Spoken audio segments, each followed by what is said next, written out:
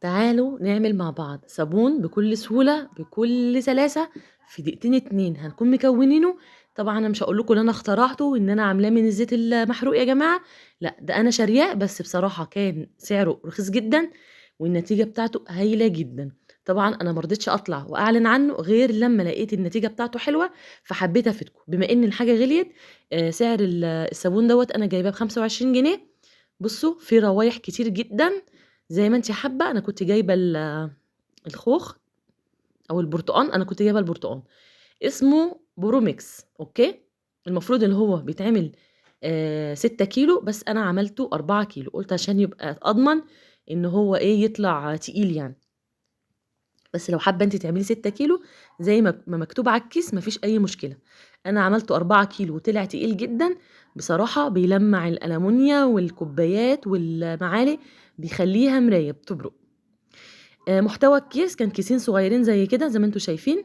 الكيس ده الاولاني ده كبير ده كان فيه زي معجون كده او السائل اللي انتم شفتوه ده، والكيس التاني الصغير فيه زي بودرة بالشكل ده. انا بقى جهزت جنبي كده 4 لتر مية، وقلت اشوف النتيجة ايه.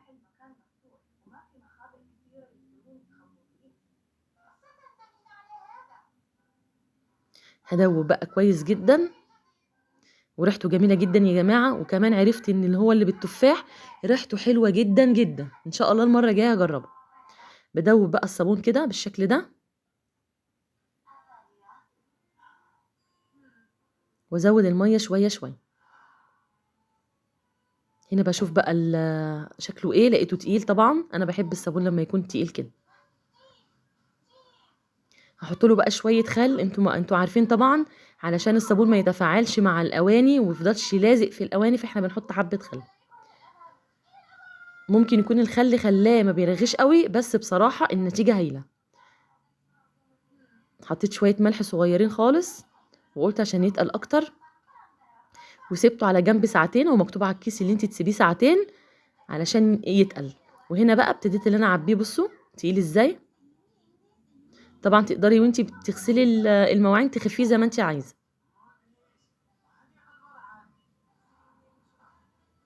شايفين؟ هعبيه بقى في ازايز عندي كده او في جيركن.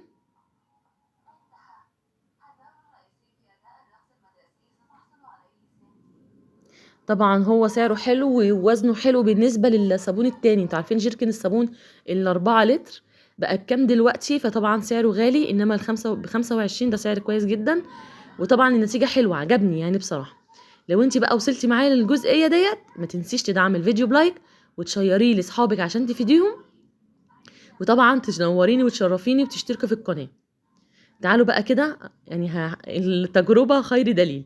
انا هنا يعتبر الجردل حطيت فيه حبة مية، وقلت ايه يعني بعد ما عبيت الصابون كله حطيت حبة مية في الجردل، وقلت اخد حبة الصابون الخفاف بقى اللي هم في الجردل في الاخر.